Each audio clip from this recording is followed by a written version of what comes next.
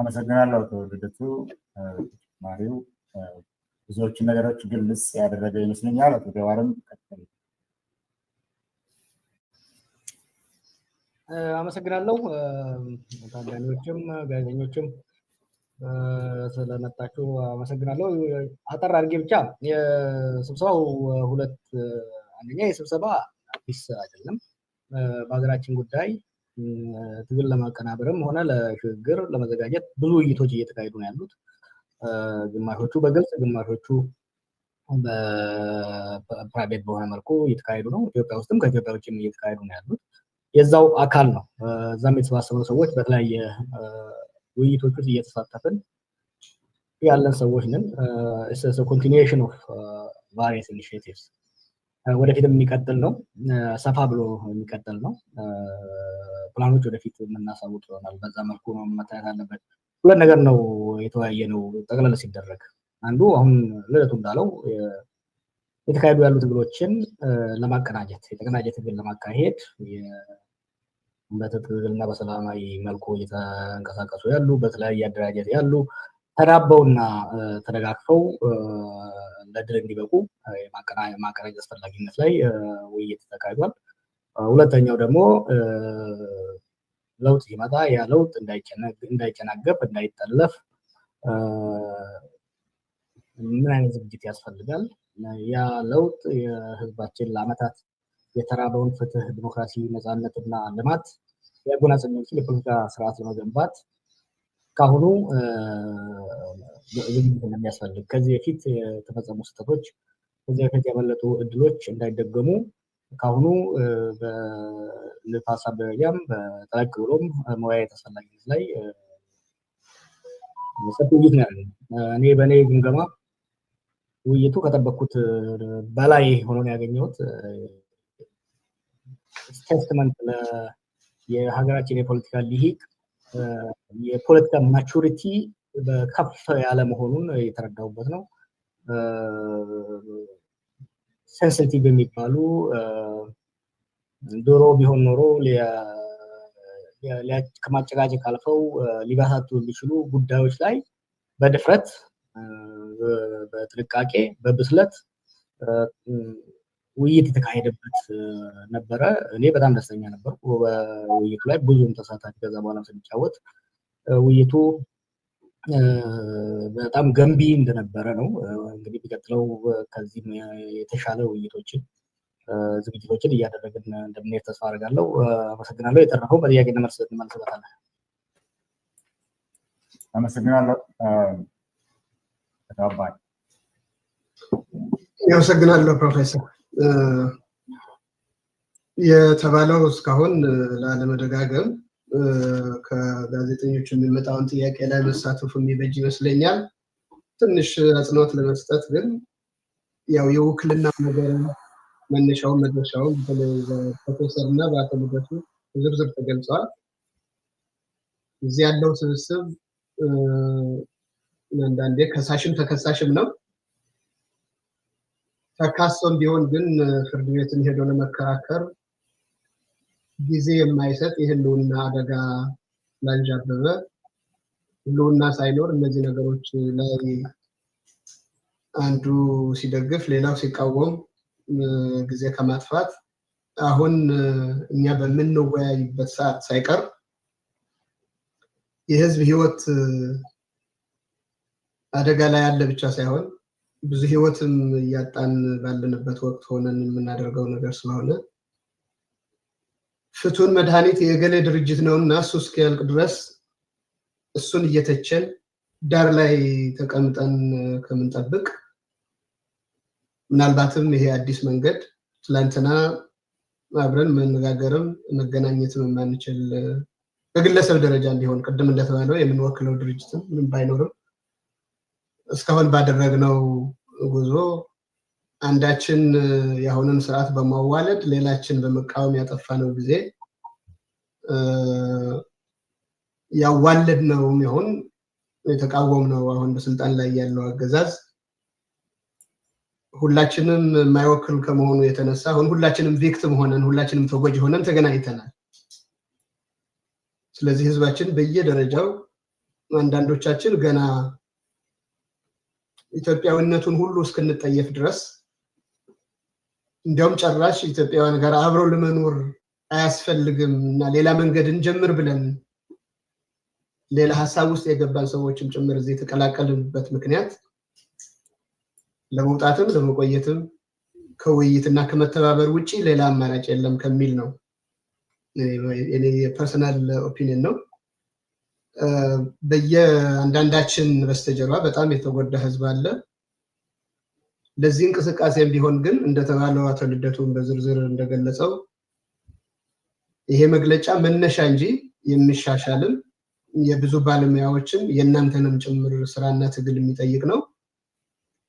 ግን እንደተባለው አንዱ አንዱን እየጠለፈ አንዱ ሲሰለፍ ሌላው እየሳቀ ያጠፋነው ጊዜ ሁላችንም በጸጸት ላይ ሆነን አሁንም የሚጠፋ ጊዜ እንዳይኖር አሁንም የሚጠፋው አንድ ተሰብሳቢ በመካከላችን እንደጠቀሰው ኢትዮጵያ እየደማች ነው ብለዋል። ሶተሎዶሙን ማቆም ነው። ከዛ በኋላ ሰርጀሪ ትደረግ ወገሻ ይምጣላት የሚለውን ነገር በኋላ የሚመጣ ክርክር ነውና አሁን እየደማ ያለው እየጠፋ ያለውን ህይወት ለማቆም በሁሉም አቅጣጫ የሚታገለ ኃይሎች አትሊስት እንደዚህ በመነጋገር መቀራረብ ይቻላል ወይ ማቀናጀት ይቻላል ወይ? because ስርዓቱ በግምገማችን ላይ ቢያንስ አንድ ትልቅ ችሎታ አለው እርስ በርሳችንን የማጋጨት። በሁሉም የሀገሪቱ ክፍል አቅማችን ወደ ዋናው ጠላት ወደ ዋናው የህዝብ ጠላት እንዳይሆን አንዳችን በመደለል ሌላችን እንደ ጠላት በመፈረጅ እርስ በርሳችንን ጭምር እንዳንስማማ የሚያደርግ ስርዓት ነውና ይሄንን ስርዓት ህዝቡን አፍኖ አገሪቱ ፈርሳ ዞኑ ከተበጠበጠ በኋላ የያንዳችን ዓላማ ማሳካት አይቻልምና መተባበር ይሻላል የሚል ግፊት ያለበት ነው ይሄ ጅምር። እንዳልኩት ጅምሩ ባለቤት ብዙ ነው። እንደምታውቁት የኢትዮጵያ ፖለቲካ በዚህ ጉዳይ ላይ ሁሉም ላይስማማ ይችላል።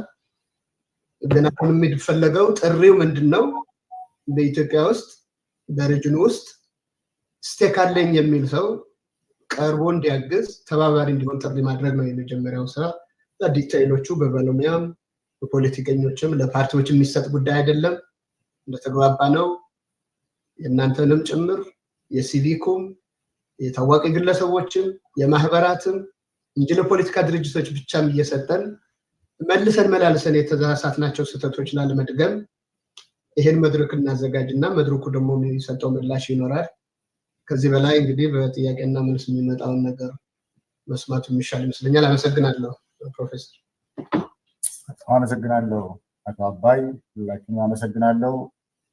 እዚህ ላይ ወደ ጥያቄና መልስ ከመሄዳችን በፊት አቶ ይልቃልም አንድ ሀሳብ በተጨምርበት ምን ያህል ሰፊ አስተሳሰብ ያለን ሰዎች እንዳለን ሊገልጽ ስለሚችል እድል ልስጥ። ወደዛ ከመሄድ በፊት አቶ ኢንጂነር ይልቃል ፕሊዝ። አመሰግናለሁ ፕሮፌሰር። ለምን እንደሆነ አላውቅም የኔን ታይትል ብቻ ስትሪም ላይ ብዙ ጊዜ ሰዎች ስለሚጽፉት ይመስለኛል ታይትል ተጽፎ ያለውኝ ሌላው ሰው አቶም ፕሮፌሰርም የለበትም እና ለዚህ ቴክኒካል ችግር ስለሆነ አድማጭም ጋዜጠኞችንም ይቅርታ ጠይቃለሁ። ይሄ ለምን እንደሆነ እኔ ራሴ አላወቅኩም። ምናልባት ስትሪም ላይ ነበቃሉ ሁልጊዜም ስለሚጽፉ አብረው የመጣ ነገር ይመስለኛል። እንግዲህ ሁሉም ነገር ተብሏል። ምንም የተለየ የሚጨምረው ነገር የለኝም። ምናልባት እንግዲህ ሁሉም ሰው ትንሽ የራሱን አስተያየት ይስጥ የሚል ካልሆነ በስተቀር ዋናው ነገር አገር የህልውና አደጋ ላይ ካለ እና እንዳለም መስማማት ደርሰናል በዛው በስብሰባችን ወቅት። ያ ከሆነ ደግሞ በአሰስመንታችን መሰረት ትግላችንን ማቀናጀት አለብን።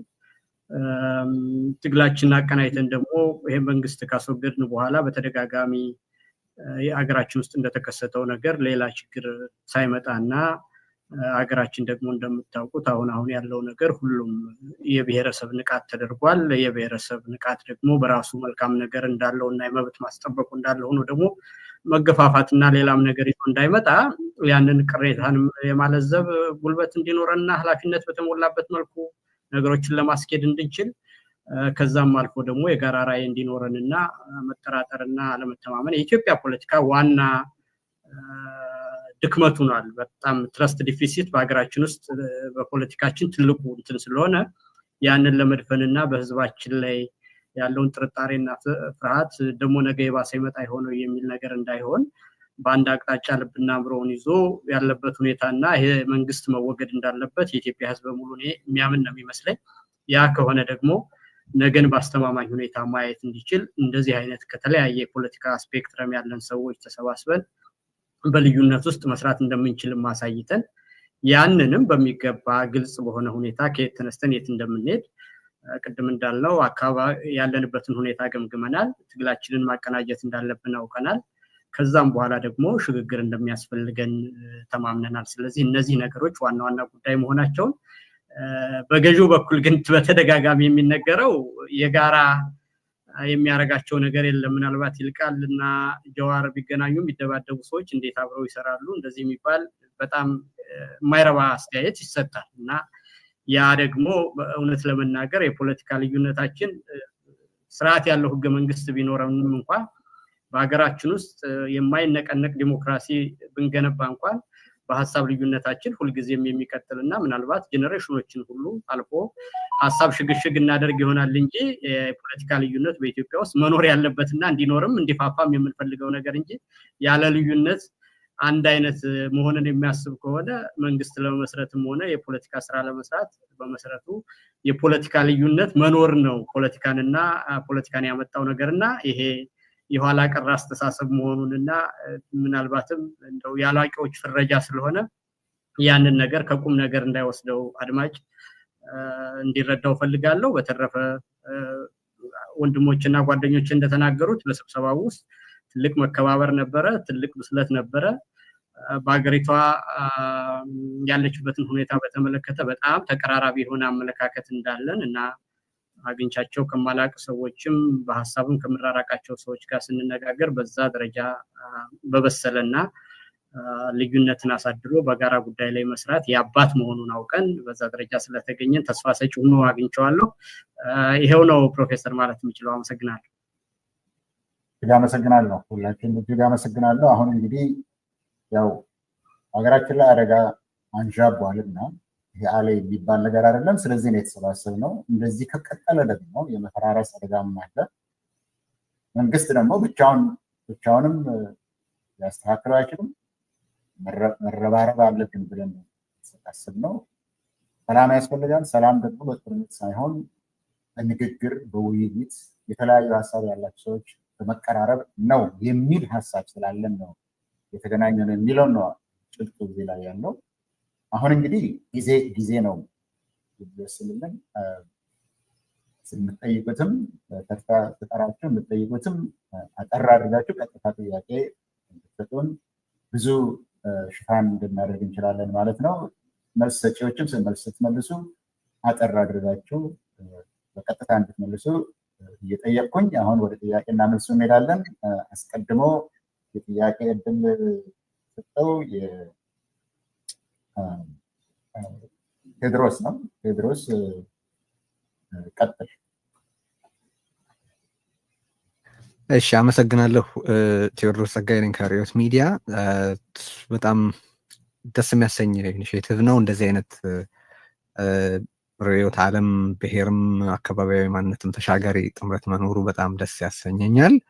በሪዮት በኩል ማናቸውንም አይነት ድጋፍ ለዚህ አይነት የህልውና ትግል መሳካት አስተዋጽኦ የማድረግ ሙሉ ፈቃደኝነትና ፍላጎት አለን። አንድ ጥያቄ ነው የተባለው። ስለዚህ አስተያየት መስጠት በጣም ባጭሩ ብችል ወዳለሁ ሲከለከል ስላልሰማሁ አንድ ጥያቄ ብቻ ለማቅረብ እንዲመቸኝ፣ እንደዚህ አይነት ስብስብ በሚኖርበት ወቅት ለመሰባሰቡ እንዲጠቅም ሲባል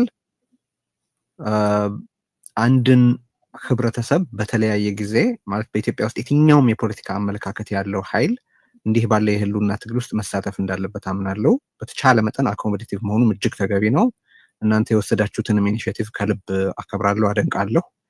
ግን አንድን ፓርቲኩላር ህብረተሰብ ያለምንም ለትርጉም አሻሚነት ካንሰር ሲሉ የገለጹ ሰዎች በዛ አስተሳሰባቸውም ለመቀጠላቸው ማለት ላለመቀጠላቸው ምንም አይነት ፍንጭ ያልሰጡ ሰዎች ስብስባችሁ ውስጥ ሲካተቱ የሆነ ካንሰር ተብሎ የተጠራው ህብረተሰብ ህልውና የማያሳስባችሁ ሊመስል የሚችልበት እድል ስላለ በነዛ ሰዎች በኩል ልትወክሉ የፈለጋችሁትን አመለካከት ምን እንደሆነ ባላቅም ብትወክሉም ያንን ባላሉ ሰዎች ብታረጉት እንደዛ ያለ አንድን ህብረተሰብ እንደ ህብረተሰብ ካንሰር ብለው ባልገለጹ ሰዎች እነዛ የፖለቲካ አመለካከቶች ቢወከሉ ለህልውናው ትግል እንቅፋት ትቀንሳላችሁ የሚል አስተያየት ማቅረብ ወዳለሁ። ወደ ጥያቄ ልሻገርና አገዛዙ እንዲህ ያሉ በአስተያየቴም ላይ አስተያየት ብትሰጡበት በጣም ደስ ይለኛል። በነገራችን ላይ በጥያቄ ላቅርብና አገዛዙ እንዲህ አይነት ጥምረቶችን ሁልጊዜ ሲከስ የሚሰማው የውጭ ኃይሎች ያደራጁት ነው፣ የውጭ ኃይሎች የላኩት ነው፣ የውጭ ኃይሎች እንዲህና እንዲያ የተልእኮ የሰጡት ነው ወዘተረፈ ብሎ ነው። እዚህ ስብስብ ውስጥ የውጭ ኃይሎች እጅ አለ ወይ? ለክላሪቲ ይህንን በደንብ ብትመልሱ ደስ ይለኛል። ይሄ አፈርና አገር በቀል ኢኒሼቲቭ ነው ወይስ የውጭ ተልእኮ ያለው ነው? አንድ የአገዛዙ የፕሮፓጋንዳ መስመር ስለሆነ ነው። ሌሎች ጥያቄዎችን በፎሎ አፕ እድል የሚሰጥ ከሆነ አነሳቸዋለሁ። በጣም አመሰግናለሁ። መልካም ጥያቄው ያው አንድ ነው ያልነው ስለ ፈቃደኝነት። በነገራችን ላይ ቴድሮስ ስለ ፈቃደኝነትና በፈቃደኝነት መግለጽ በጣም እናመሰግናለን። ጥያቄ አንድ ነው የተባለው አሁን ይቺ መጨረሻውን ነው። ወደፊት ግን አንተ ያነሳው ጥያቄ አስተያየት ላይ አስተያየት እንዲሰጡ ያለው ይህንን ይይዛለሁኝ። አሁኑ ግን አሸናፊ ከአንተ ልጀምርና የውጭ ኃይሎች ማለት እንግዲህ ውጭ ማለት እንደሆነ አላውቅም፣ ነገር ግን የኢትዮጵያ ጠላቶች ሊሆኑ የሚችሉትን ነው አሉ ይላል። የምታውቀው ካለ እስኪ ከአንተ ልጀምር፣ በአጭሩ ግለጽልን አሸናፊ።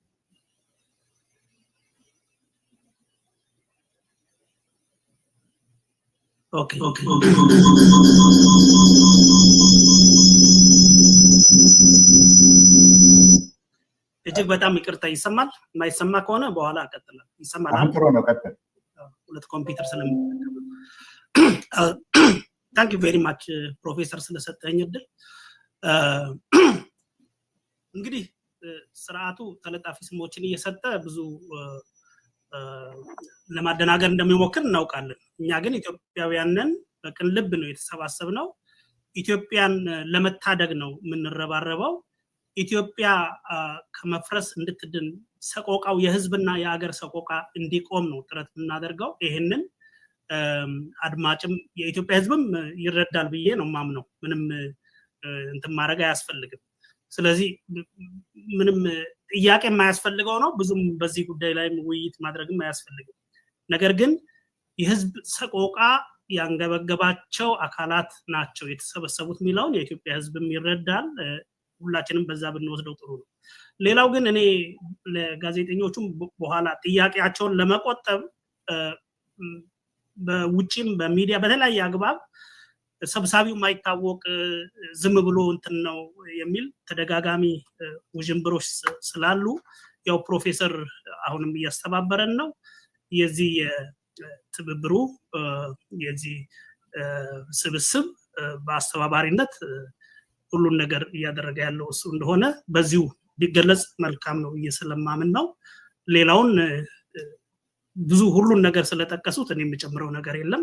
በዛው ቢቀጥል። ታንክ ዩ ፕሮፌሰር ስለሰጠ በጣም አመሰግናለሁ። በጣም እንደዚህ ስለመለስክ እዚህ ላይ እኔም አንድ ተሳታፊ ነኝ። እሱን ልገልጽ ነው ያው ምንም ገሌ ነው ያ አስተባብረን ስላሉ በዚህ ጉዳይ ላይ ማስተባበር እየሞከርክ ነው። ግን ሁሉም ተሳታፊ ነው። የሚቀጥለው ሀብታሙ ተስፋዬ የሚቀጥለውን ጥያቄ ይጠይቃል። ጥያቄዎቹን በመጀመሪያ እድል ካደረግን በኋላ ወደ ጥያቄዎቹን አስተያየቶቹን እንመለሳለን። ስለዚህ